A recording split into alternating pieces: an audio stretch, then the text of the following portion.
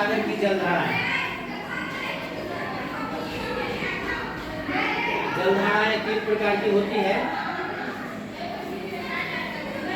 वैसे तो 2 प्रकार की होती है, गर्म जलधारा और एक ठंडी जलधारा।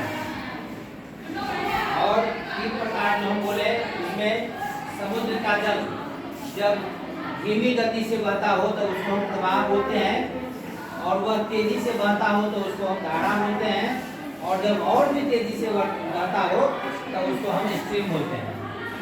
तो हिंद महासागर की जलधाराओं में कुल 5 जलधाराएं हैं गर्म और 2 जलधाराएं हैं ठंडी।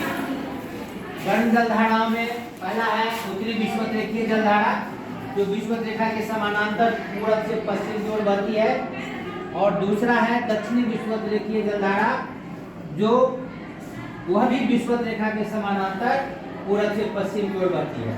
ये दोनों गर्म जलधारा है। इसलिए गर्म जलधारा है कि सूर्य की किरणें वहाँ लंबवत पड़ती है और वहाँ हमेशा गर्म रहता है, वह प्रदेश गर्म रहता है, इसीलिए वो गर्म जलधारा है।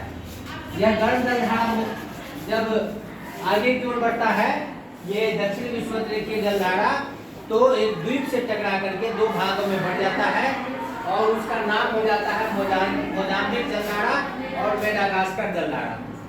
ठीक है।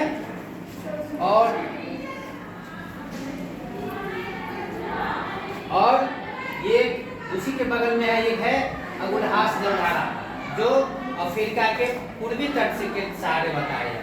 नीचे से एक जलधारा आके ठंडी जलधारा, दोनों टकरा करके दाईं ओर मुड़ जाती है, और एक दक्षिणी हिंद प्रवाह के नाम से जलधारा का निर्माण करता है।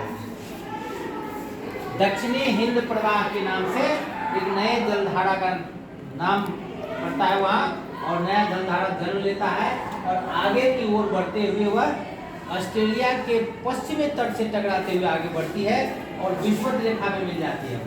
इसको हम बोलते हैं पश्चिमी ऑस्ट्रेलियाई जलधारा। इसको लिख लो, सब आदमी लिख लो, लिख ली, सब आदमी लिख ली, सभी ये 5 जलधारा का नाम लिख ली, जो बाकी सब लिख लो।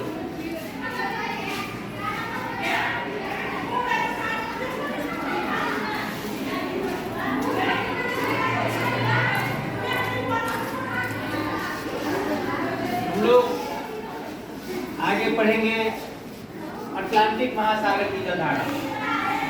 ये भी लोग पढ़ रहे थे हिंद महासागर की जलधारा, और अब हम पढ़ेंगे अटलांटिक महासागर की जलधारा।